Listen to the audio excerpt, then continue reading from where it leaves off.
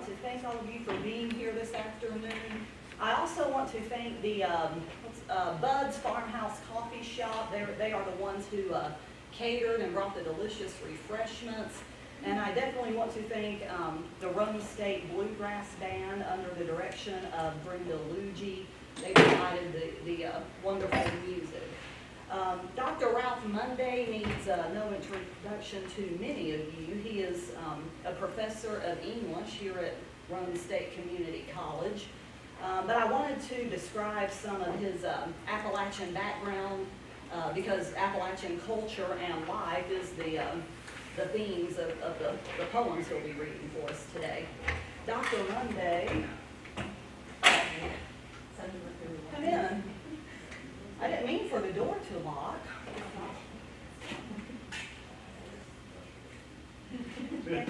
You're in the right place. Dr. Monday has a bachelor's and a master's degree from UT Knoxville, and he has a doctorate from North Central University. He was born in, are you gonna lock it? No, I'm trying to unlock it. It won't unlock? Do you have something I could hear, so I won't interrupt your class every time somebody will come? Well, you Can can you take probably that open old trash it. can, that little blue trash can and pop it in there? Oh, that's lovely, that's good.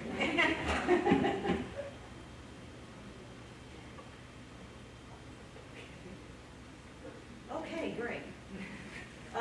Dr. Monday was born in Jellicoe, Tennessee, and grew up in the mountainous region of Clearfork Valley, which is a holler that begins at the base of White Oak Mountain and continues for 9 miles on Highway 90 and ends at Fondee, Kentucky.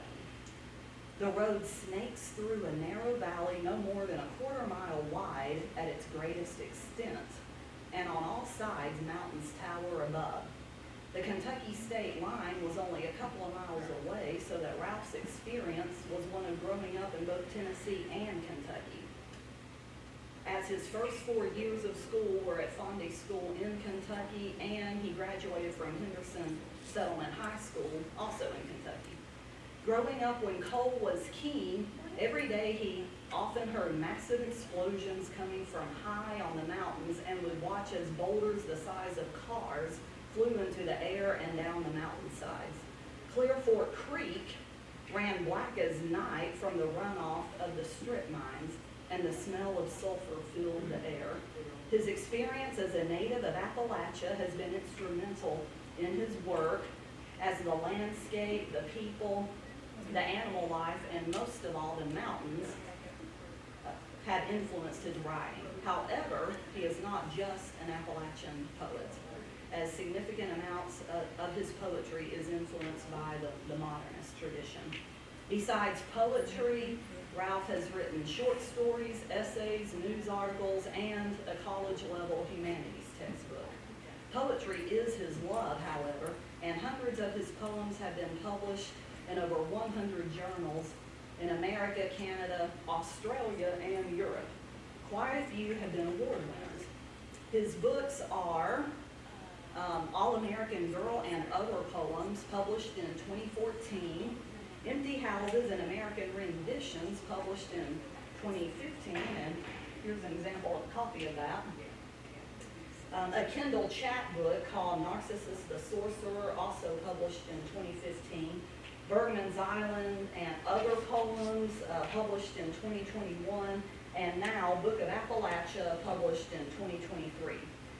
The title of his humanities textbook is Humanities Journeys from the Paleolithic to Postmodernism. First volume was published in 2018, and the second volume is expected later this year. Ralph is currently working on another collection of poetry, and in 2022 he was inducted into the Lincoln Memorial University Literary Hall of Fame. After the reading, there's going to be a Q&A time, question and answer time, and for those who are interested, a book signing. So, Dr. Monday. Thank you.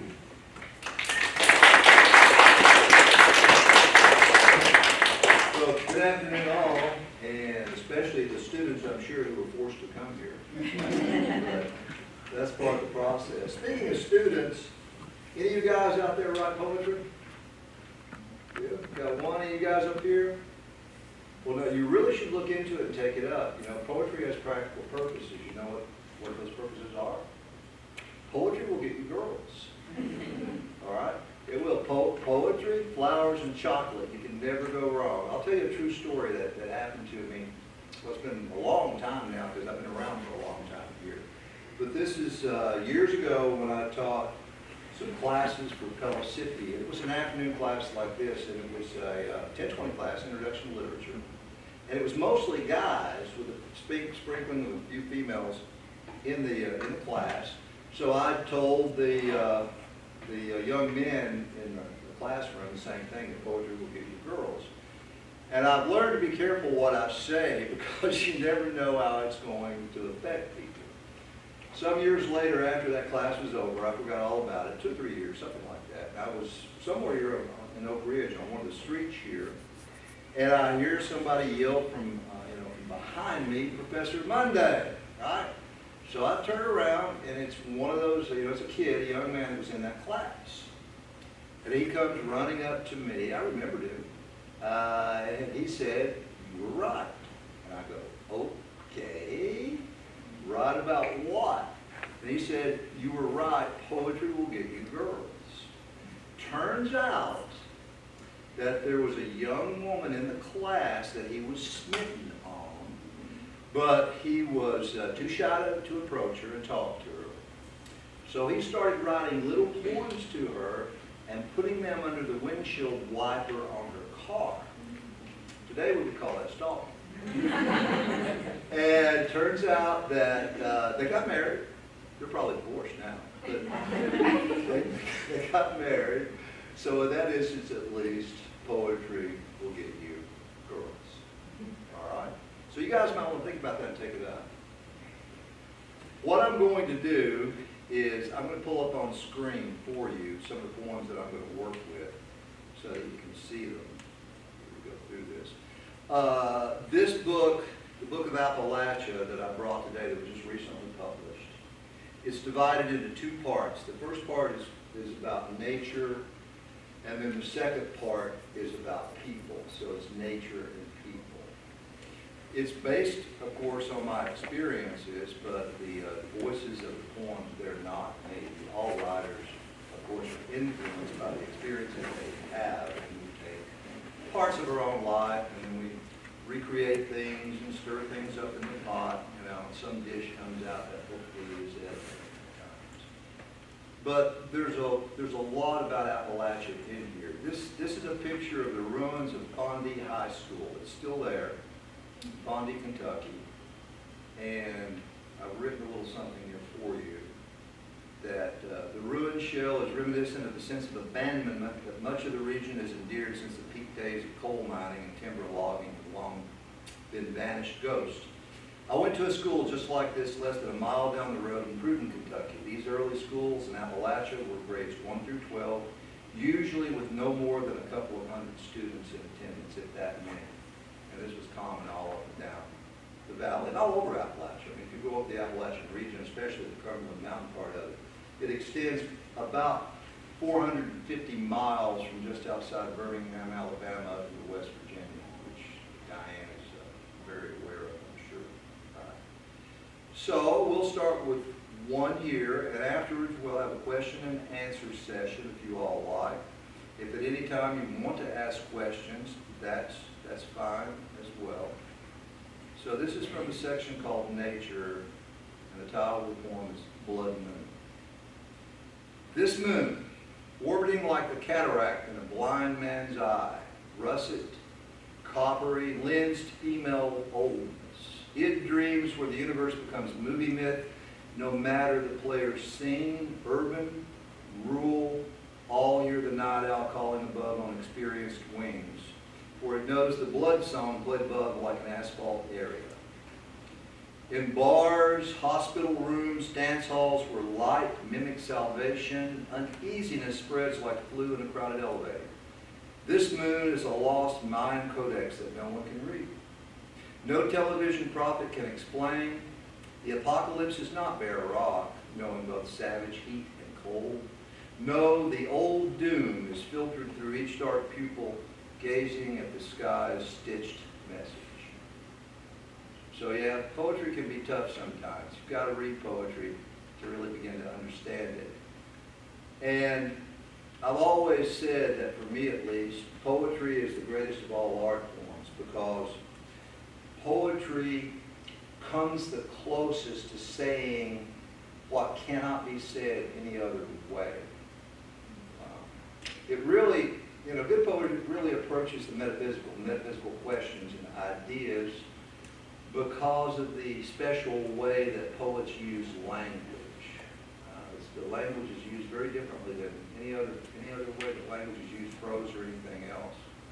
And the oldest form of the arts that we know of historically, if you don't count the cave paintings from the Paleolithic period of time in Europe, all of those, Chauvet and others, is then the earliest form of art that we have in written text form is the Epic of Gilgamesh. It goes back to the ancient Sumerian civilization of some 5,000 years ago. But if you've ever read Gilgamesh or portions of it, it's very familiar to anyone today, because Gilgamesh is asking the same questions that we all ask today. Where did I come from? Where did all this come from? How did I get here? Where am I going? What's my destiny? What happens to me after I pass on? All the human questions. So the second one that I'm going to look at, an Appalachian moon. There, walking on the trail, closed in on all sides by the deep width of hemlocks, brooding like Socrates over some philosophical puzzle. There, in the tear of sky, clouds ripped like the lid of an opening eye, an old moon, burnished like a shaman's tossed knucklebone, rose like a spring leaf, drank light from a retreating sun. A vision face emerged from the moon's pockmarked craters, whether mother, friend, some forgotten lover, the mind's creation could not distinguish. The wind, fallen, pregnant sky belly swollen full, gave birth to one form, then another disposition where I felt a kind of command not to touch them. Yet, there they were, wavering forms dug from the mind's deep earth, synaptic fossils washed clean by electrical impulses, outliving time by telling a story, riding a cold moon, bringing this latest incarnation.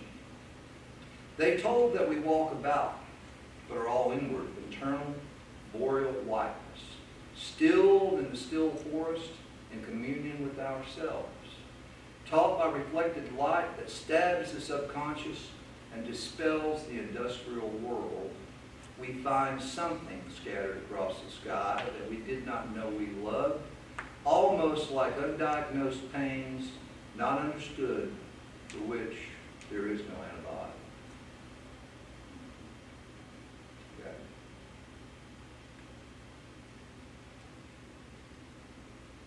Origins. Clouds like gray gauze come from the west, swimming in as great wells, gigantic as origins myth. Pale clouds, dry, unfallowed as the fall, riding in on vaporous steed. Were 1,000 years gone, some Cherokee hunter glanced at those same eternal and changing forms and knew the long chill snaking behind, formed in the first days when turtle and deer and rabbit and bobtail were the old people moving among the tribe, the way that Eve moved in the garden with snake among the trees before the unknowing. Her life danced sister to the grass and moon that breathed its pewter light out like a night strobe, looking for hallways dark as history.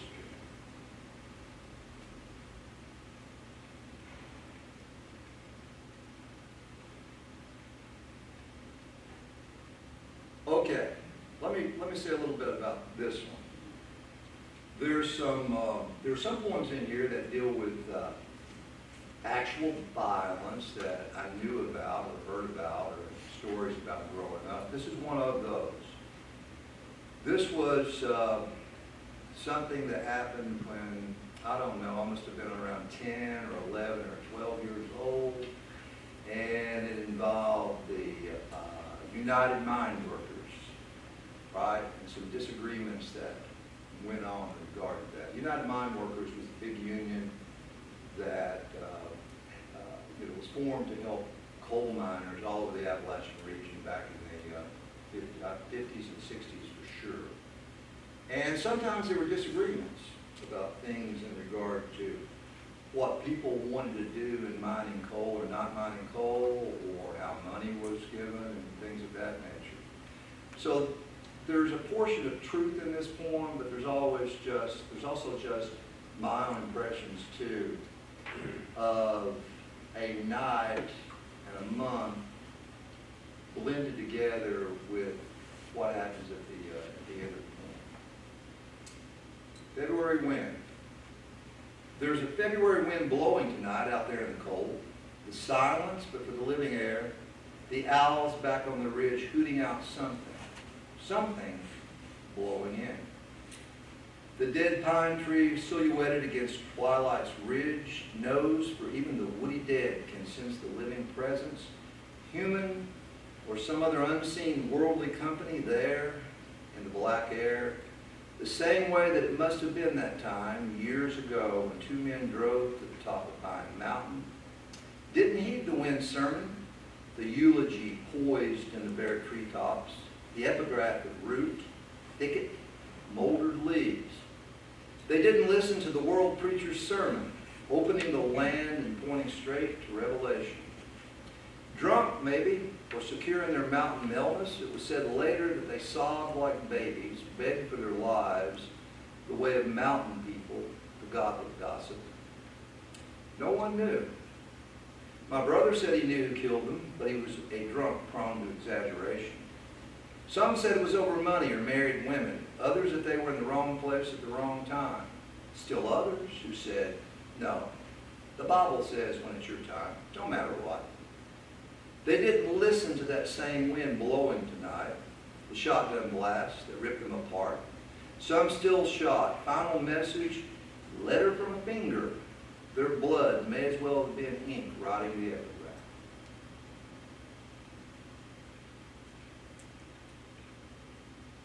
Now this one is based on an actual rock on Highway 25 between Jellicoe, where you get off the exit at Jellicoe and you're going up to where you turn on Highway 90 about 7 miles out of Jellicoe. It's Clear Fork River that runs there. There's this huge rock that's a huge boulder in the shape of a pyramid, and the railroad tracks are above this. And back in the 1940s, there was a military troop train during World War II that carried a bunch of troops that derailed right here at this particular spot. And of course, it killed a lot of the soldiers that were there because the train derailed and went down into the gorge. I mean, it probably fell, I don't know, 100 feet or so. I mean, it's really, really steep when you go and look at that. And there used to be, I don't know if it's still there or not, there used to be a plaque on this boulder that I call Bonsai Rock because it's got a few little scraggly pine trees growing out of it, like Japanese bonsai trees, if anybody knows about anything like that at all. And I don't know if the plaque is still there or not because I haven't been down in there to look at it closely. So this one is based on that particular occurrence. Okay, Bonsai Rock. Amid Clear Fork Creek, a limestone pyramid jutting 10 meters high, weathered presence like Hector in the palace, surrounded on the east and west by mountains older than the youngest Greece. Twisted yellow pines like arthritic knuckles, miniaturized by sun and moon, wind and rain, sculpted, starved from lack of nutrients, nevertheless maintain somber dignity in the face of ceaseless odds, like old Turkish women preparing an evening meal.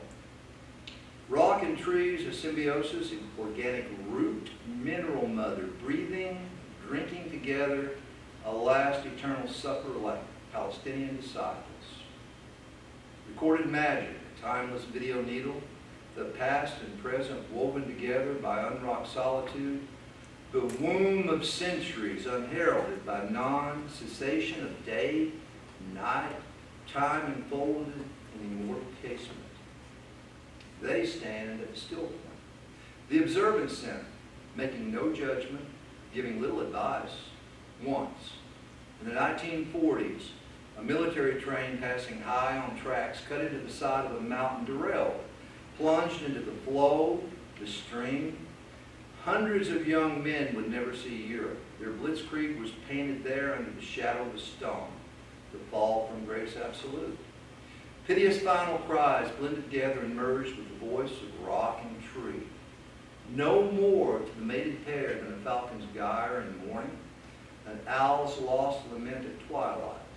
All voices indistinguishable like the hollow cries from Dante's vestibule, or the contorted rooted muffled splitting the stony arch center.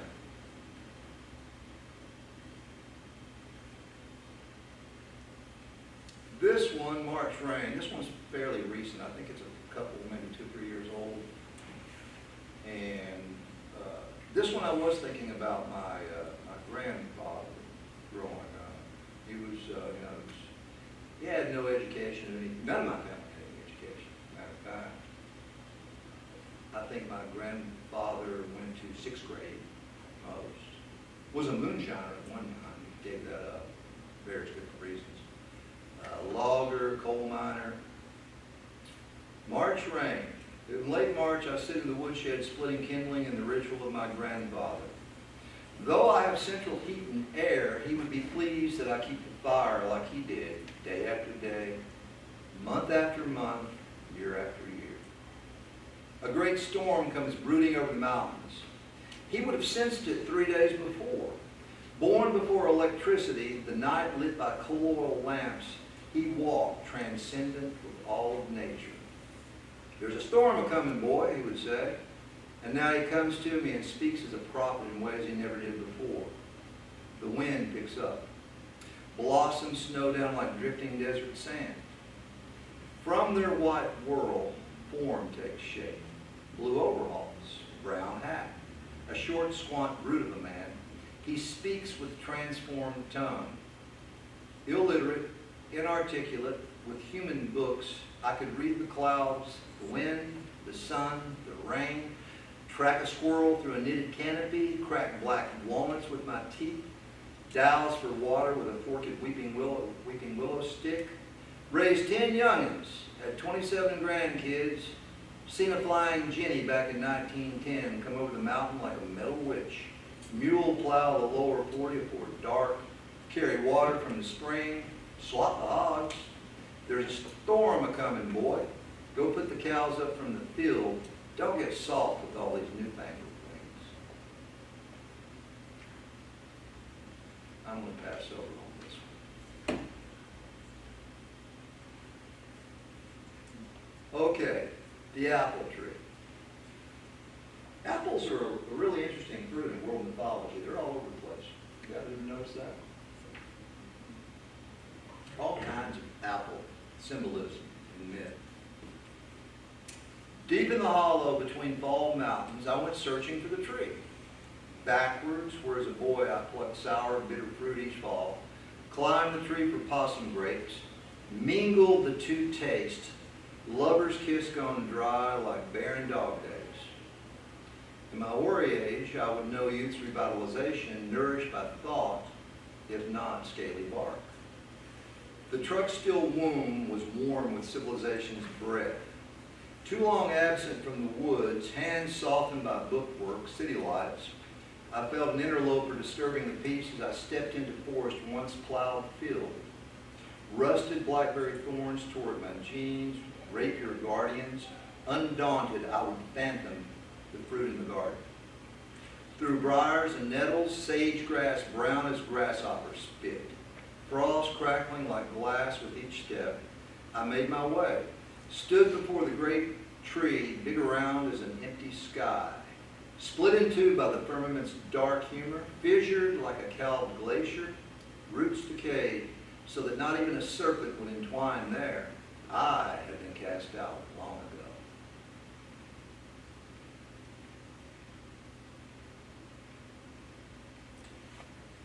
Now this one is just purely from imagination, Has nothing to do with any actual experience I ever had that I know of. Just called Book of Tree. She would climb in a white dress through feathers of smoke to watch the rain through smoldered eyes. One day, the tree lay amputated. Her grandmother from the old world, who saw light and dreams and tea leaves, told her, "Be not worried, for this is a harbinger of the dusk of all things.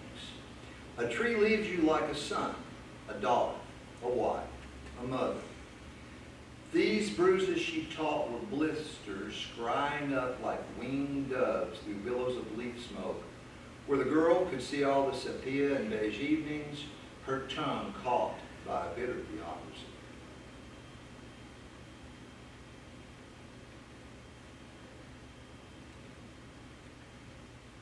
Now this one is from an actual experience, the snake eggs.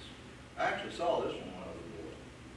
Now it's, the event that's described is actually in here, but it's not exactly the way the event happened, though some of it is very, very close because it's a long time ago, of course, you know, recreating things from memory, and memory tends to be deceptive, you know, at times.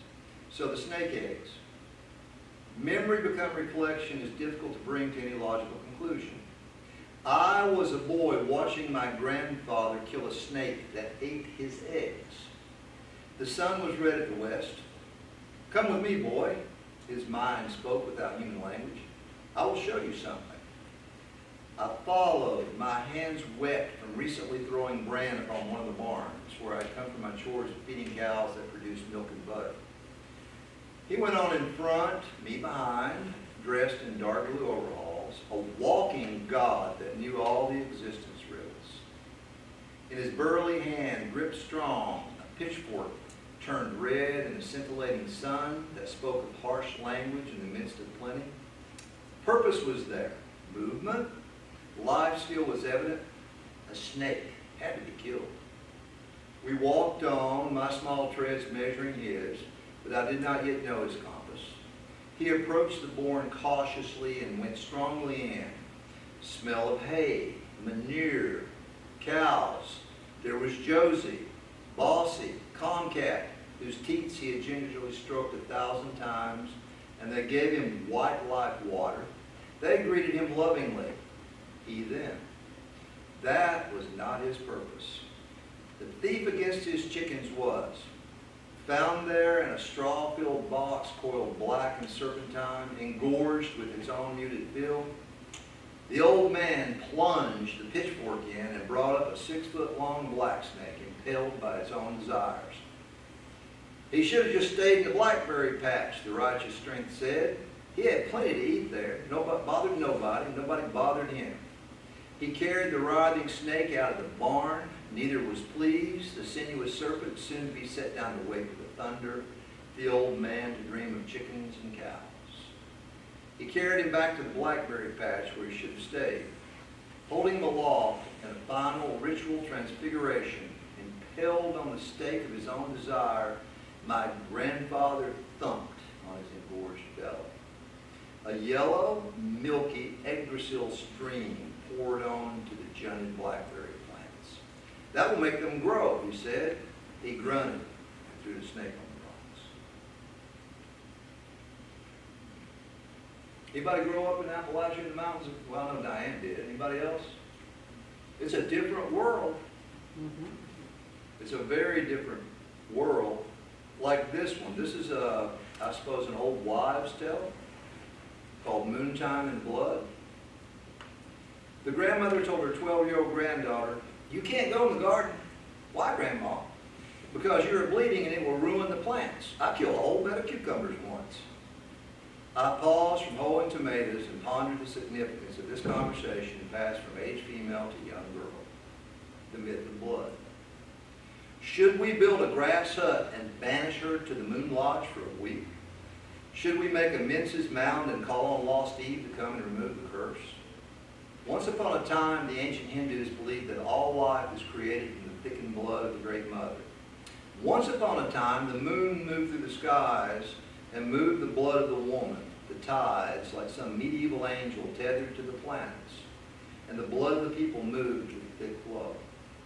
Once upon a time, the bleeding day did not wilt plants, dry seeds, or cause fruit to fall spotted and rotten.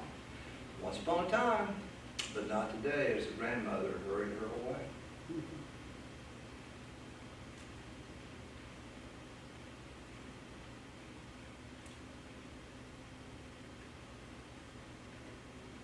Okay.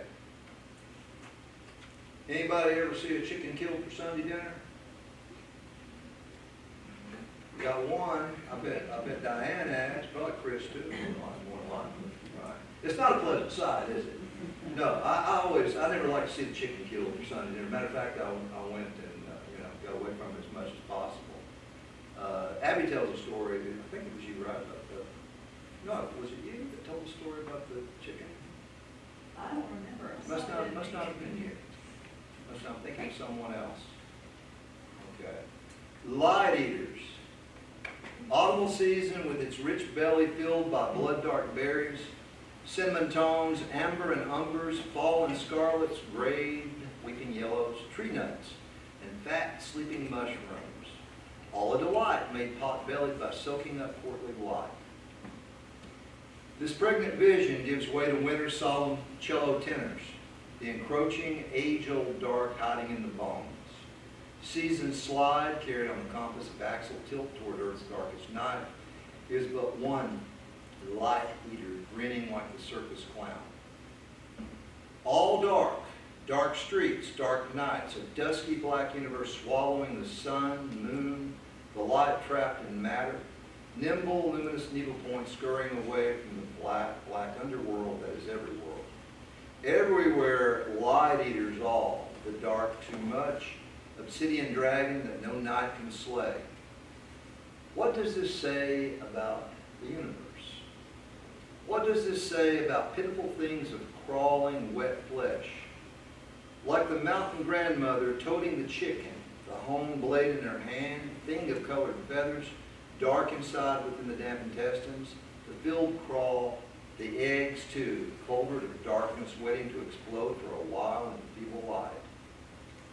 This is the day of the sun, period of light, moment of preparation for Sunday dinner.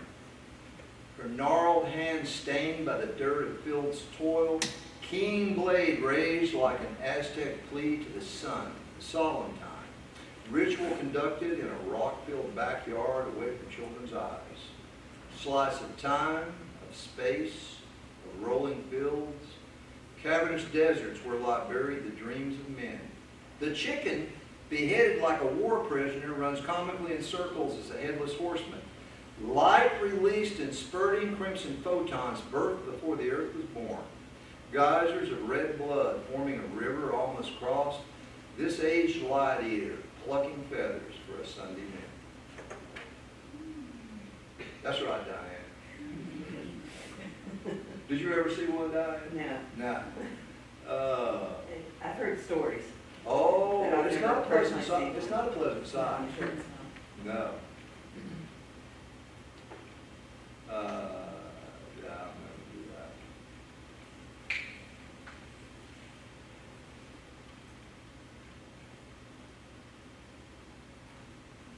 Where have all the pawpaws gone? You all know what a pawpaw is? Anybody know? Diane knows. Yeah, they grow wild in the mountains. They don't grow down here in the valley. I don't think I've never seen one. Pawpaw trees.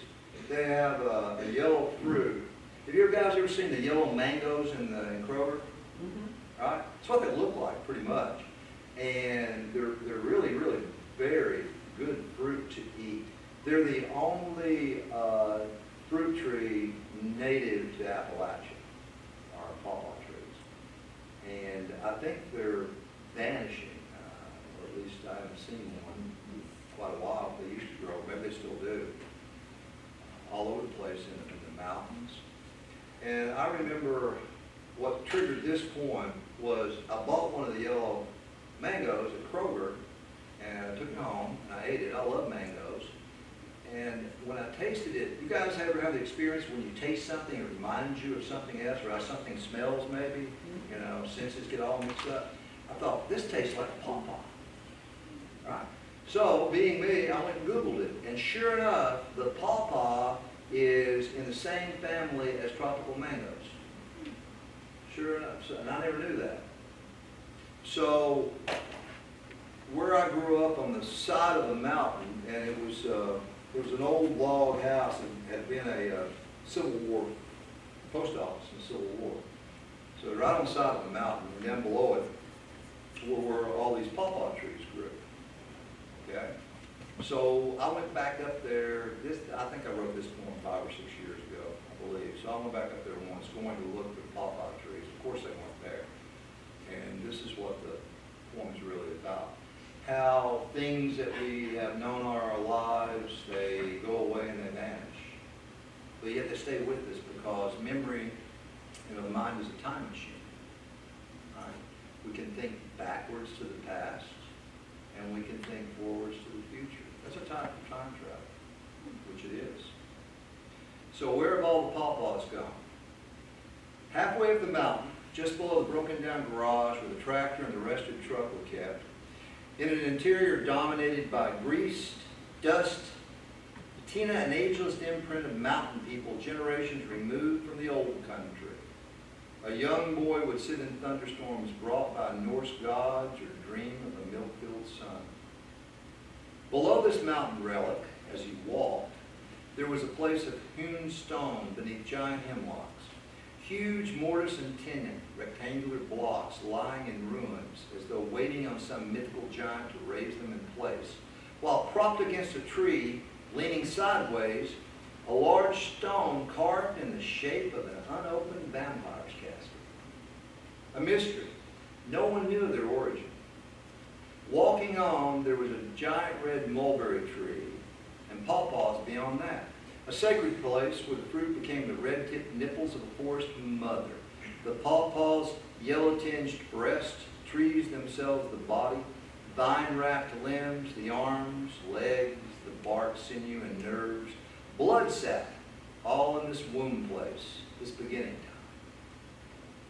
He would fill his mouth with the autumn blood fruit and mulberries, taste the yellow light in the pawpaw, and know a time before time began. Now, 50 years later, there is no grease-filled garage, no mulberry or pawpaw. There is not even silence. For 100 yards up the mountain, the great earth-tearing machines eat away at the land like a coyote gnawing on some discarded carcass. Eating the black coal that is darker than any Dante circle, the world of men consuming self, never knowing that when all the pawpaws are gone, nothing remains save a tattered remnant of humanity. Poorly knowing, only a dead Columbus myth settled here, preached out from mountain pulpits, held in hard, bitter hands. I just want to say that poem won the Heritage Mountain Literary Festival.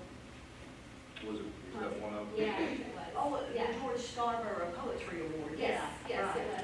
At that festival, yeah. Mhm. Okay, Ecclesiastes Waters. This one's fairly recent, a year or so ago, I think. These Sunday streams coursing through my body, Ecclesiastes waters returning to the source. Behind emergent self from the dark of Plato's forms, ahead Sheol's dark eternity. For a while, the mountains are a stay. Winter's clouds, a gray nucleus of vapors, a type of atmospheric comfort. The running ice-cream mountain river, fog returned to earth, the way that we return for a time to April's green, and feel the sticky sap of stirring vegetative roots, awakening us from the slumber of ages. Rock is needed. Strong cliffs that form a buttress from all the indifferent stars circling overhead as we pass with them in space through eternity's dream. We cry out, O Lord, do not forsake us. O Lord, I am of those frightened by bright sun, clean, well-lighted places, the songs of Job. I yearn for snow-crusted firs, Norwegian fjords, snow for half a year, Arctic cold, and northern lights that write God's many tongues in hieroglyphic script, shimmering like a multicolored desert mirage thirsting for water. There in that velvet-enclosed cold womb, watching the primal story burning across the sky, I know why. I return to the mountains and dip my fingers in cool green waters. Okay. We'll go on and do a few for people.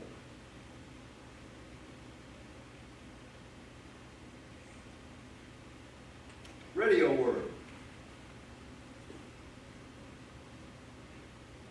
Driving to Nashville to visit my son, scanning southern sounds, the radio became God's trumpet. An anointed disciple, touched by the call, reached out through the empty airwaves to save souls. Southern tradition, hearkening back to Edwards' sinners, Augustine's neurosis, an angry God, this pulpit FM tongue, disembodied, an angelic, faceless Holy Ghost sermoned on individual final moments, frittered away like a gallon of Kay's ice cream set before a Boy Scout troop. The theme, time, thought, terror. In that a minute after breath has ceased, the deceased faces the Maker where every thought vibrating on its personal frequency is pulled from the sinner's mind like a sonar navigating bat. A gospel song spinning on a jukebox, vileness unvilified, healing him, become a damning demiurge, the fire pit stoked like a sharpened pencil, the unworthy nodded as a Christmas tide. I changed the station, but this Red Sea world ran like a banshee as fire ants do when the poison spray blooms.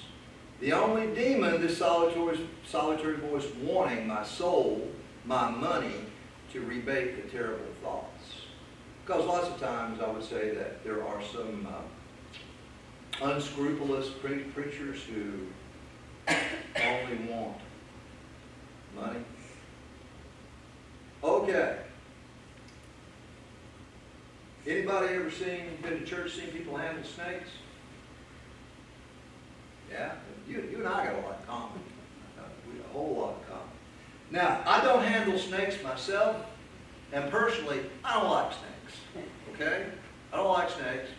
I know there are people, and if there's anyone in here that does this from what I'm about to say, I certainly do not mean to offend you, so I will apologize beforehand. Some people that I have known think that snakes are pets. Snakes aren't pets. Not at all. Matter of fact, if they're, like big boa constrictors and things like that, they get big enough, they will eat you. They're reptiles, right? They're not cuddly, furry little kittens or puppies. But again, each to his own. Now, I have seen, and it's been many years, but I have seen snake handlers in church. I don't know if the church that was still outside, just outside Middlesboro, Kentucky, which is not very far from here, they had a preacher there that handled snakes. This is 10 years or so ago, and his wife died from being bitten by either a copperhead or a rattlesnake, and then he later also got bit and died. So the people that handle snakes in church, they're taking it from a passage from the New Testament. I'm paraphrasing. You'll drink poison, you'll take up deadly serpents, and nothing will happen to you. That's not the way that I worship God. Some people do. So this is called Pentecost Promise. Fog is crawling down Fondue Mountain like white ants working a rotting forest floor poplar, sliding toward where a crane springs up from the frog-choked pond, full of its morning sacrament. There is a Buddha in the mountain, coal mining reincarnation in the rocks that the women don't see. They wear long dresses, longer glory hair, take to the pews like a forgotten Artemis looking for her burned temple. Guitars are warming up the copperheads in their boxes. Augustine prepares the polluted drink while Calvin keeps beat on drums.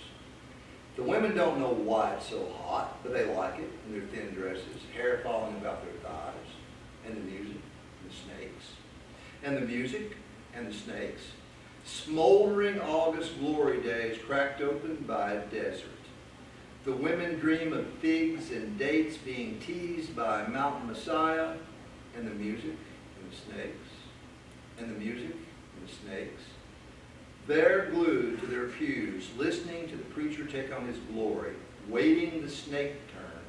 Their hair is always down.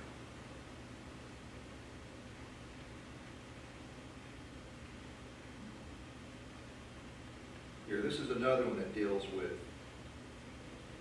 people who use snakes in religious ceremonies. It's called tongue wagging and snake wagging. Tongue wagging is a reference to Pentecostal speaking in tongues.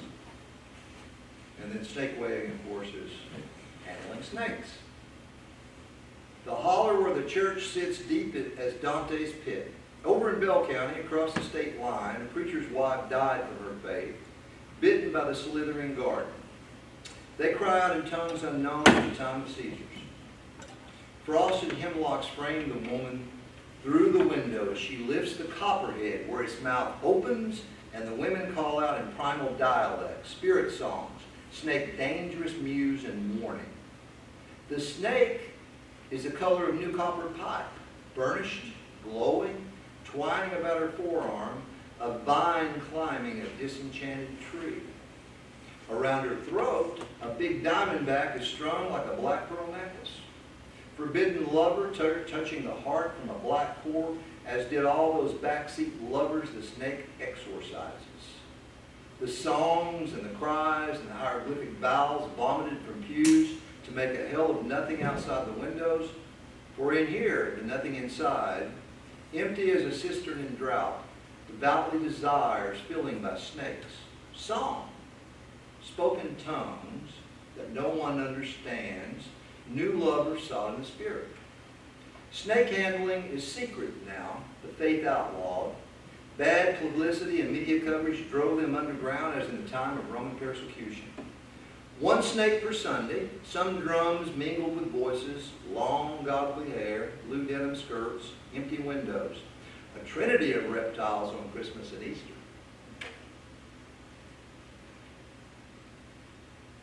Love like black coal. An eccentric kept aunt, dressed in 1940s elegant black, who hoards a suitcase full of erotic secrets, and always arrives in a chauffeured night limousine, choral harmony of the Andrews Sisters, following her exit like blonde Greek sands on an Aegean shore. Tailored legs clothed and seamed like black fishnet, reminiscent of a World War II model on the cover of Life.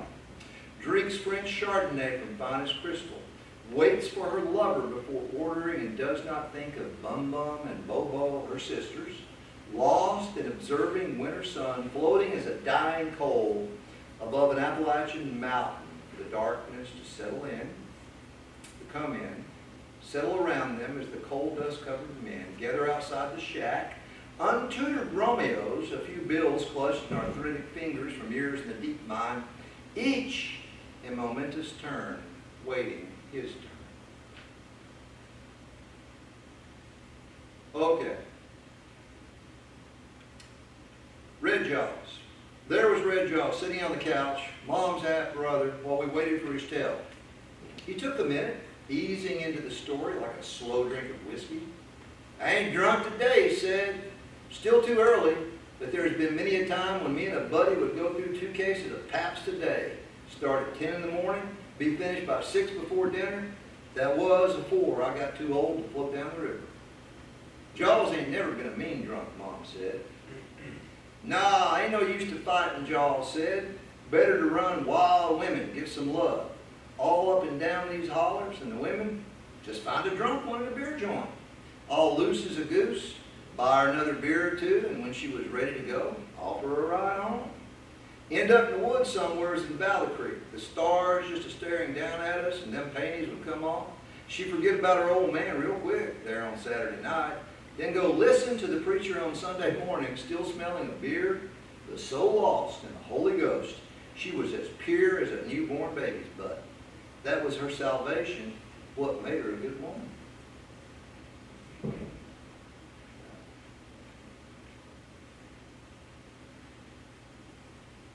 Doc.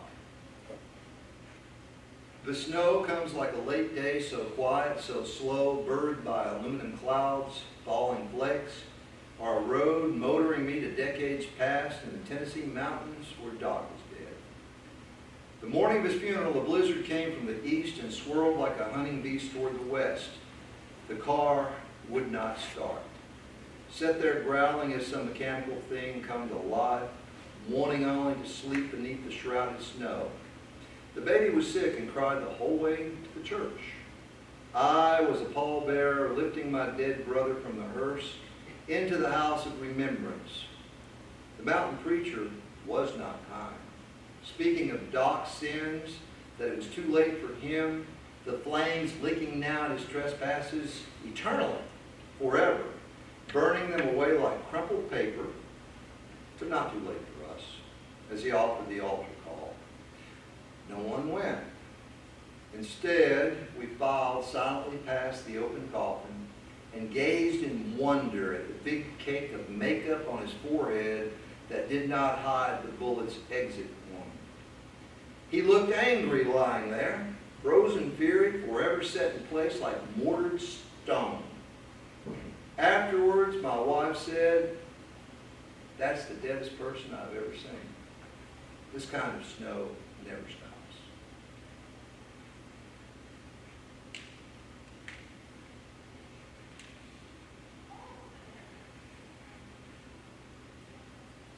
Clear, cold nights. A little bit more positive one this time. I don't want to make you too depressed. As a boy, long before cable, the internet, a radio captured the imagination sitting there in the dark, warmed by fire. Sometimes, on the toy CB radio, when the atmosphere was cold and clear as Saturn's rings, voices would reach out from the dark, caress the shadowed Appalachian hollows. Handles like Red Fox, run out of Nova Scotia, Sagegrass from the Colorado Plains, Louisiana Swamp Rat, magical names, enchanted words whispering over the airwaves. Sibilants mouthed in cresting waves that made the world much larger, possibilities endless, streams of consciousness reaching out to the stars. There, hunched over that small piece of vibrating plastic, all the everywheres altered here by memory, desire, information stored like home-canned vegetables so that everything changes, like a weather balloon recording high atmospheric information, translating the then into the now.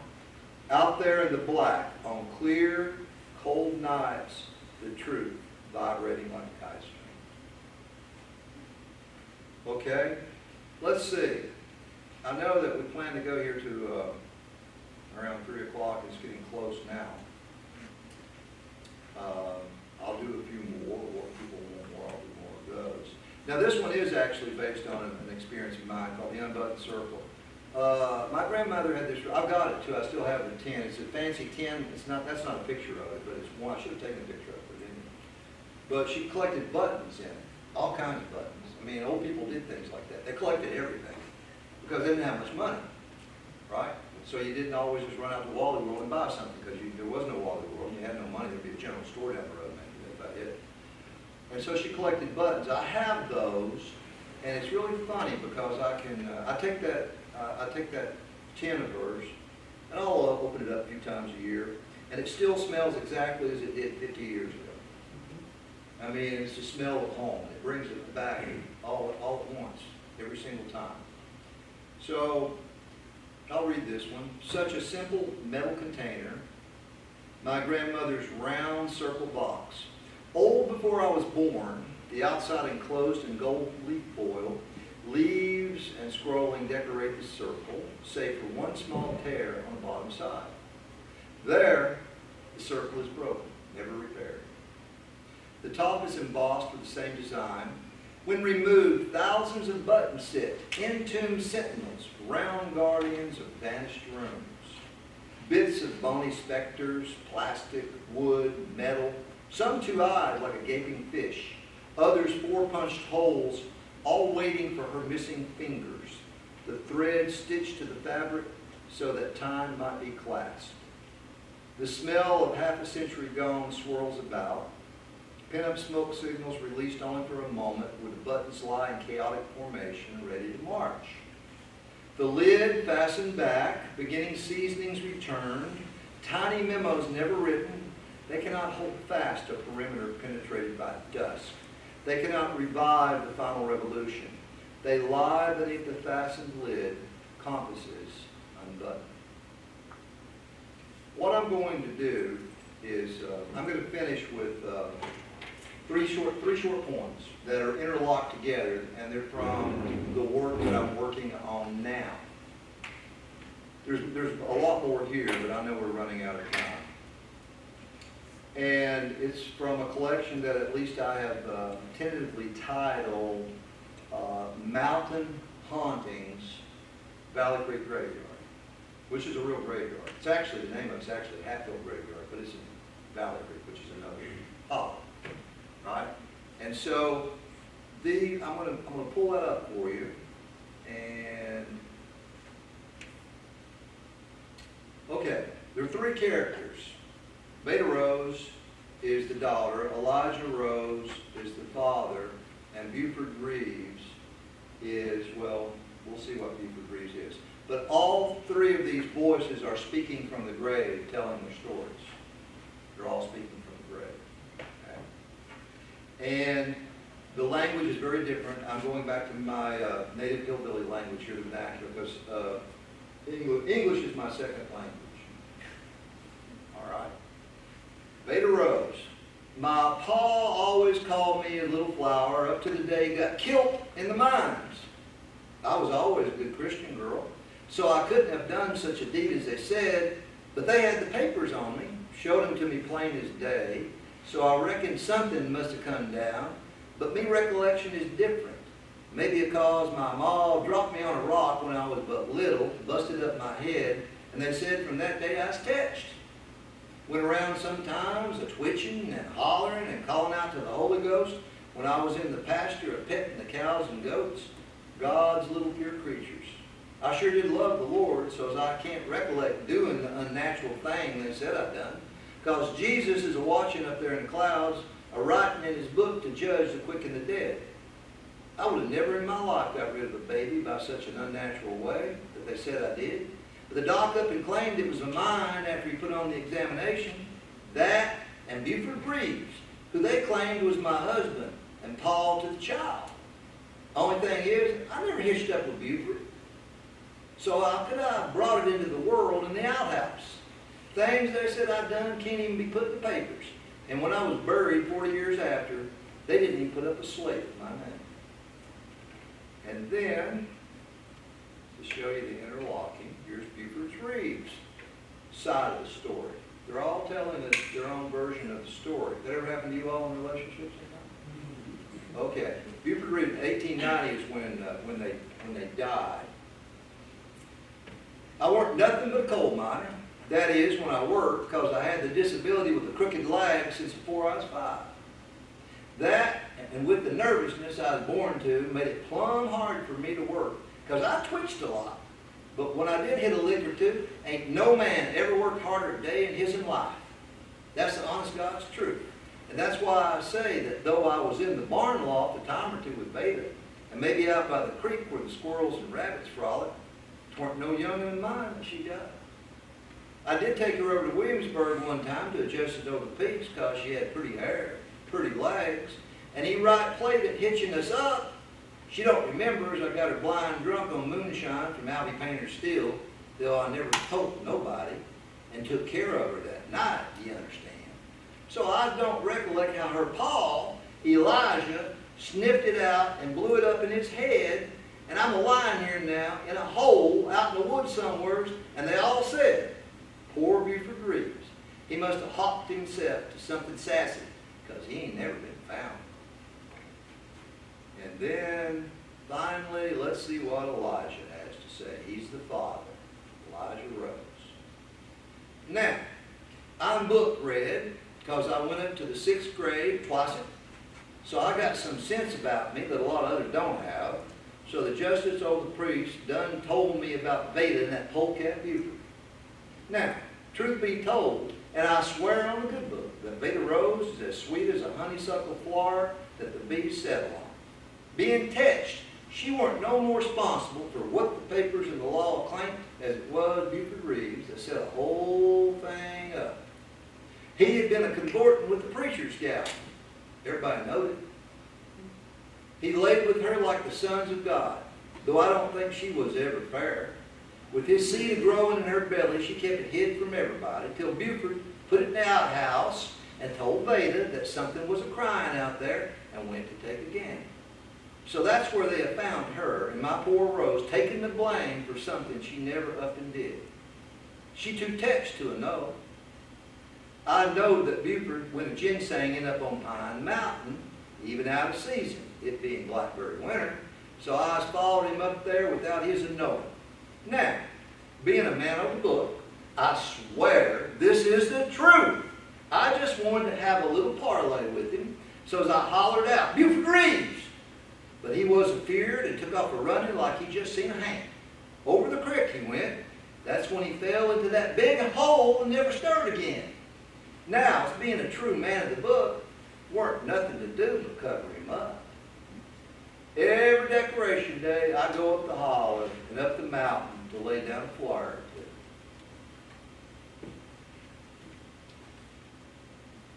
So that's it. If you all have questions, or you guys want to ask, we'll do a question and answer session if you have any. So did you write poetry as a young man? Uh, Not that you're old now, but as a younger man. Well, I'm only 23, That's true. you know. Right now. Yeah, I've been writing since 6th or 7th grade. All right, 6th or 7th grade. Long time. But not that long when you're only 23, though, right? Sure. Any other questions? Anybody have any questions that you like? Or comments? The images in next to poems, did you take them those pictures? Some of Or them. some of them? Some of them, but not all of them. No. Some of them, some are actual pictures from the region, but not all of them are not. I can show you which ones are real, which ones are Memorex.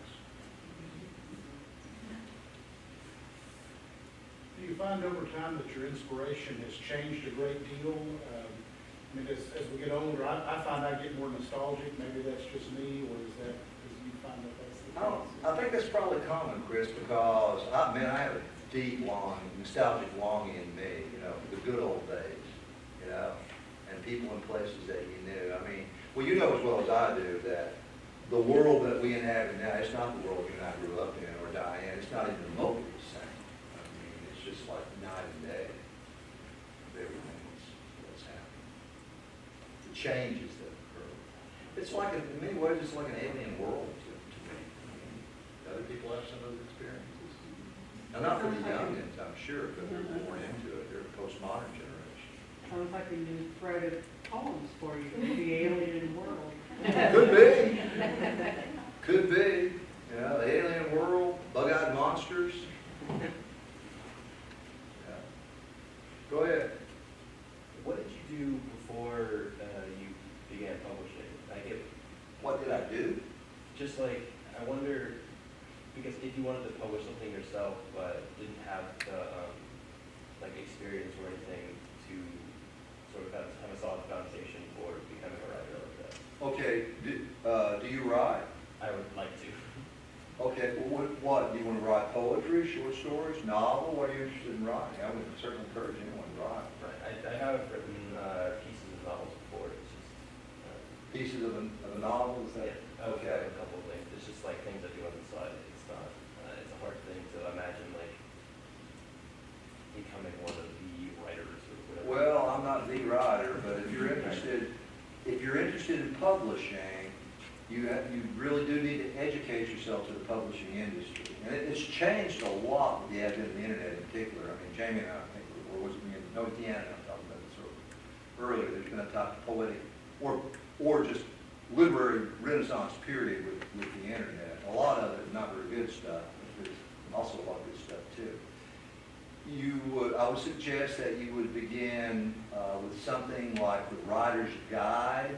It gives a list of hundreds of journals and book publishers and so forth. And there's a process, especially if you're going to write a novel, in that you're not just going to dump a novel on a publisher unsolicited. You would need to write a query letter first that outlines what it is that you're proposing, probably a couple of sample chapters would be included with that query letter to an editor. And then if the editor is interested, then he or she might ask to see more of the entire manuscript. I mean, that's part of the process. Okay, be prepared to get rejections, because every writer gets rejections, right? Harlan Ellison, you know who Harlan Ellison is? He's a famous short story writer of the 20th century, primarily in speculative fiction. He once said that a writer can't call himself or herself a true writer until you can paper a whole bedroom wall with rejection slips. Because you learn the craft of writing through writing and reading other writers. That's the other thing that I would suggest. I don't know if how widely you read or whatever, but read widely in every genre, not just fiction, science, right? Cosmology, geology, all the sciences, psychology, novels, everything. You know, read the back of cereal boxes. Read the back of the bottle of shampoo in the shower to see what you're putting on your hair. Right? You just read. And we've all, I mean, there's a lot of instructors here in the front row especially that teach writing.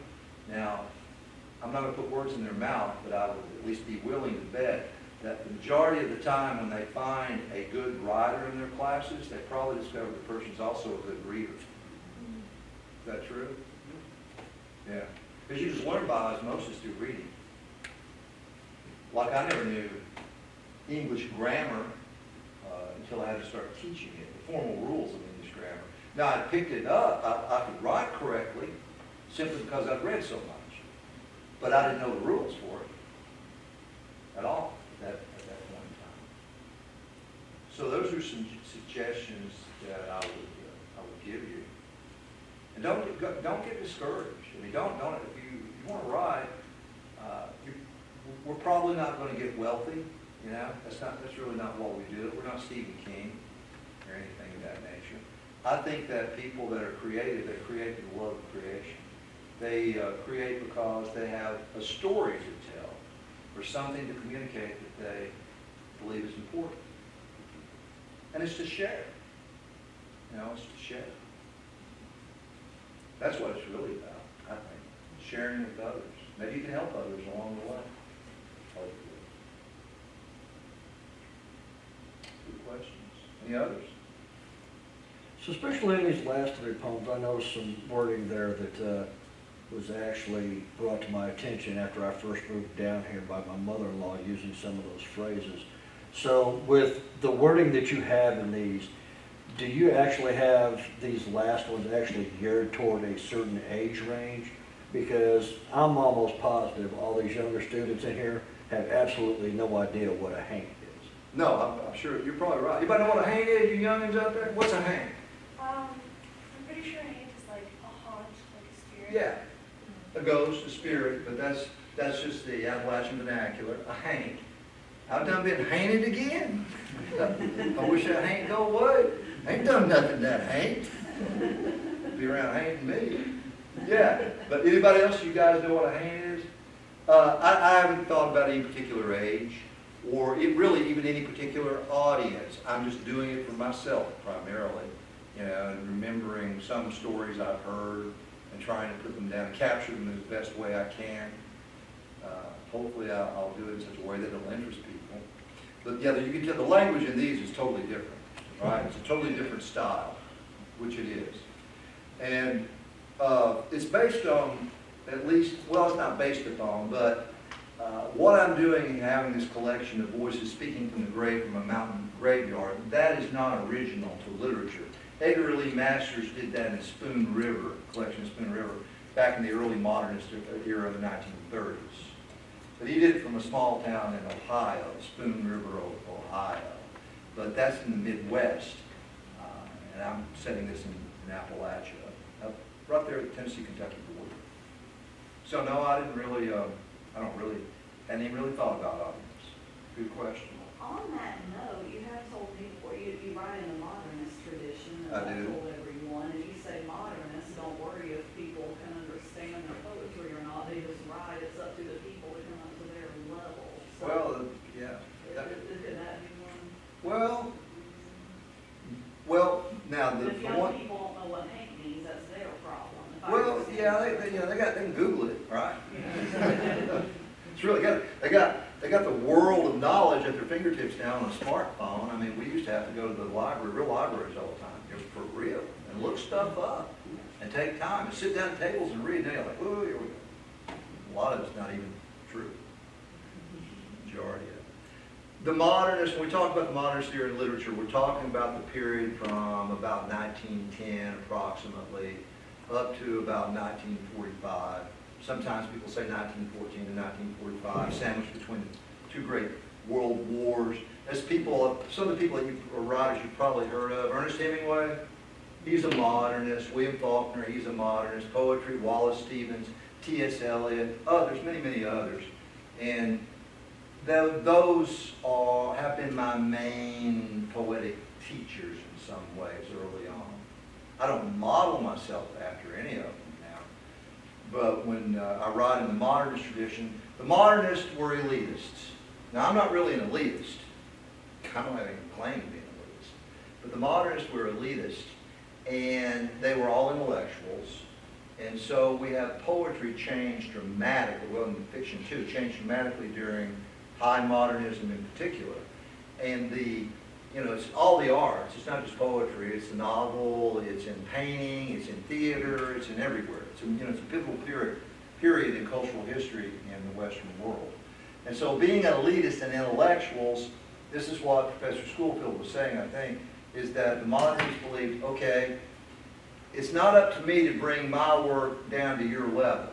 It's your job to bring yourself up to my level. In other words, right, if you've got to work to understand what I'm saying, well, then that's a good thing. I'm not going to, dumb it down because I want some particular audience. But those poems I closed with, they're not really they're sort of out of the modernist tradition in a way, but they're more out of the vernacular tradition. Think of Mark Twain, and the work of Mark Twain and the vernacular that he uses. Good question. Anyone else? Yes, go ahead. With the Papa poem, there was like an emotion that I related to with that came from the telling of that story. And are all of the stories that you tell intended to elicit those things or have those sort of meanings? Or is it just that one that I can connect to? You mean where have all the pawpaws gone? Right. Well, I think that any writer is attempting to strike some emotional chord in the audience.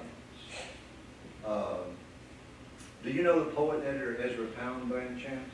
Right. Okay. Oh, good. Okay, I like you, Jan. Good. Bring the hammer down. Bring the hammer down. He once said, and it's the best definition of the image that I've ever heard, and when you're working with words, you're trying to produce imagery, right? He once said that the image is that which elicits an intellectual and emotional response in an instant of time. Now, that sounds real fancy and complicated, but it's not. He's simply saying that the image should impress upon the reader, the audience, where you have immediately some type of feeling response and some type of thinking response. That's what he said. So I always, probably even subconsciously anymore, use that advice a lot. Not always, it just depends on what the person is writing, or sometimes what even just flows out. Sometimes things just flow out. So some muse comes from somewhere, and I'm like, wow, where'd that come from? Yeah. But you write for yourself, so I was wondering if it was more just things that you would write for the sake of instead of writing for that purpose. pretty much. I mean, I think that a lot of writers write for themselves ultimately, because if you can't entertain yourself, you think you're going to entertain anyone else? Probably not. You might end up like Snoopy, who's always going to write the great American novel, but he never gets beyond the first line. All through the 50 years of Snoopy, right? He sits on his doghouse, he's got a typewriter out in front of him, he's thinking, then he writes this great opening line. It was a dark and stormy night. That's as far as he ever gets. He doesn't get any farther than that, ever. I have a question building on this question. When you are writing for yourself, do you sometimes have that emotional response to what you're writing, or feeling response, or some enlightening intellectually while you're writing? That's a good question. Sometimes I feel some emotion in what I'm doing. Sometimes it's more just like an objective exercise. It just depends. You know? I think it ties more in with what Chris said earlier, especially when I get into the realm of nostalgia. That's where I have more emotional reaction to what I'm doing, I think, than any other time. Because I am very nostalgic. And maybe it is because we're getting older. Or maybe it really is because the world was better back then than it is now. You know? Maybe. But not always. Not always.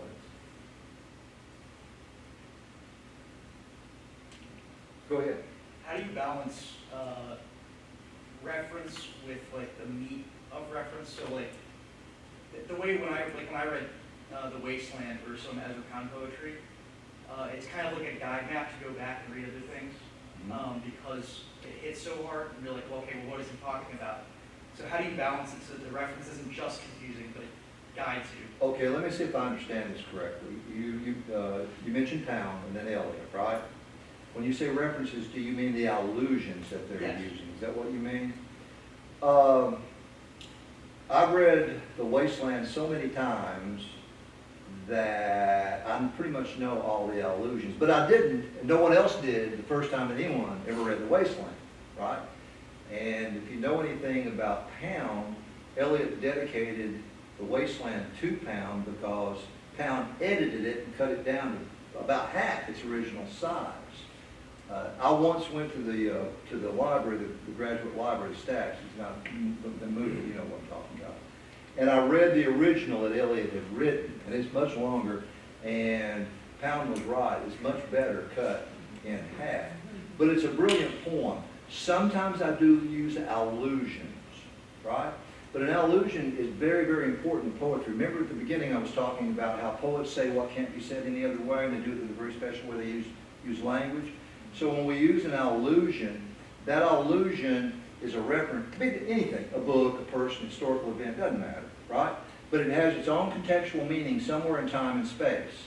And then when alluded to, it brings all that meaning in with it, so it's loaded to language, you know, the connotation is loaded. And it's a special technique that writers use. And so a good writer, any good writer, even if it's an essay, you know, let alone poetry or fiction or anything else, any good writer will primarily show and not tell. Because if you're telling, then, you know, that's not the best way to write. Now, you've got to tell something, of course, I mean, always. But it's better to try to show, to dramatize situations, like with language or however it's done, you know, vernacular, I was doing here. Good writers will invariably, and they do, when you read good writers, they show, they don't tell.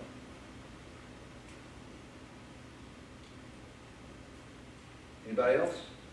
So coming from an Appalachian background, I'm curious to hear about how your study of other authors, writers, things of that nature have shaped your belief system. Because I know we have some specific beliefs that tend to originate from this area, and I am just interested how your belief system has shifted through your studies and your art. That's a very broad question. It sure is. I was trying to hone in on something, and I When you say someone's belief system, I mean, I believe in Kellogg's cornflakes, you know. I'm not sure what you mean. perhaps theologically. I'm sorry, but I'm not sure what you mean. Okay. No, go ahead. Try to. Like theologically. I believe in God. I believe strongly in God. Right? I guess my question is more, has work that you've encountered changed your beliefs in that region, or in that area? I think religion is one of the most fascinating topics of the human race, period. Of why people believe what they believe all over the world. And I have great respect for faith. It's an individual decision about what someone believes, or chooses to believe. one is Hindu or Buddhist or Southern Baptist or Catholic or whatever it may be. You know, you're getting into the realm of faith, and there's no objectivity about faith. It's all a subjective experience. So I suppose the best way to answer that is that I don't look down upon people for their faith, if that's what you're, I just try to record things that I've seen and experienced. So when, most of the time, the voice in the poems, they're not me. It's not me. It's some other voice talking. It's some other persona that's been created, right? Because poets, like all writers, unless they're confessional poets like Sylvia Plath, right, or Anne Sexton, or somebody else, some of those crazy people, they create personas. They create voices, and they let those voices speak and narrate, you know, dramatize a particular situation. So the voices are the ones that are talking about some of the experiences that you heard. It's not me. It's not me coming through at all. Right. I'm not a confessional poet, nor would I be. But do you mean like his education, all his reading may have influenced? Yeah, that's what. Oh, You're well, not his tradition. You're not. You changed your belief from the belief you were taught in Appalachia. they've evolved. Let's put it that way. Evolved. I've gone through an evolutionary process. No pun to Darwin. Right, an evolutionary process. I've lived in the academic world now for the majority of my life. But yet when I go back, my mother's still alive. I go up to see her at least once a week, sometimes twice a week. Me and my brother have taken care of her now. And even though I've got all this education, you know, so what? When I go back, I'm home. That's where I'm really from. That's who I really am. All the rest of this is just stuff I picked up over the years. You know?